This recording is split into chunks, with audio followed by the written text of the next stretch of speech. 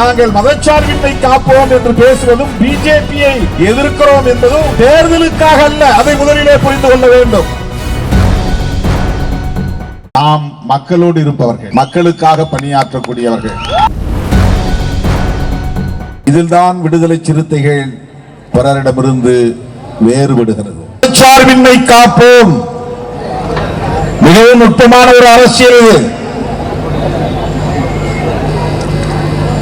நம்மையெல்லாம் மனிதர்களாய் தலைவர் வைத்த நம்முடைய மகத்தான தலைவர் புரட்சியாளர் அம்பேத்கர் அவர்கள் வகுத்தளித்திருக்கிற அரசமைப்பு சட்டத்தின் உயிர் மூச்சு கோட்பாடு மதச்சார்பு. ஆழமான அரசியல் இது. அரசியல் புரிதல் உள்ளவர்களால் தான் இதன் முக்கியத்துவத்தை புரிந்து கொள்ள முடியும்.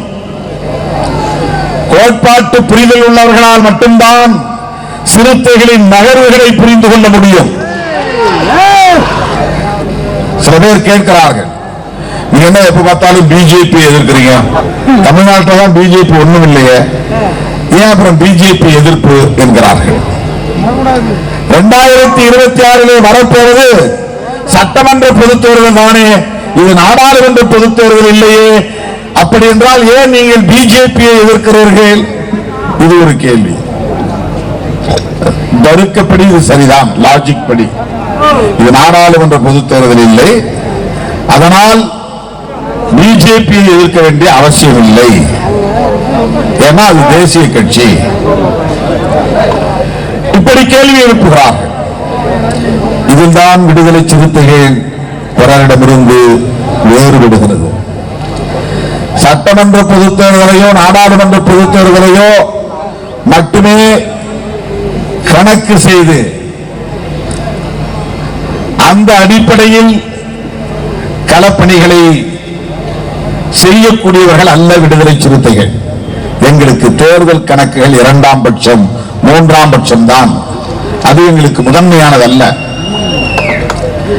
நாங்கள் மதச்சார்பின்மை காப்போம் என்று பேசுவதும் பிஜேபியை எதிர்க்கிறோம் என்பதும் தேர்தலுக்காக அல்ல. அதை முதலிலே புரிந்து கொள்ள வேண்டும்.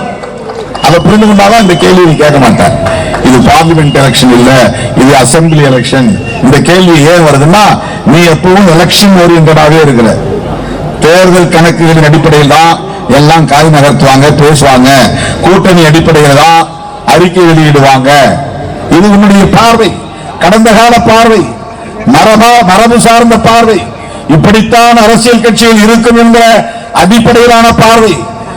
அவற்றெல்லாம் இருந்து முற்றிலும் மாறுபட்ட பார்வை கொண்ட இயக்கம் விடுதலை சிறுத்தைகள் கட்சி. நாங்கள் அதை ஒரு அளவுகோலாக கொள்ளவில்லை. தேர்தலை ஒரு அளவுகோலாக வைத்து நாங்கள் காய்களை நகர்த்தவில்லை. தேர்தலை மட்டுமே அளவுகோலாக வைத்தால் மதச்சார்பின்மை காப்போம் என்று நாங்கள் ஒரு பேரணியை நடத்த வேண்டிய தேவை இருந்திருக்காது.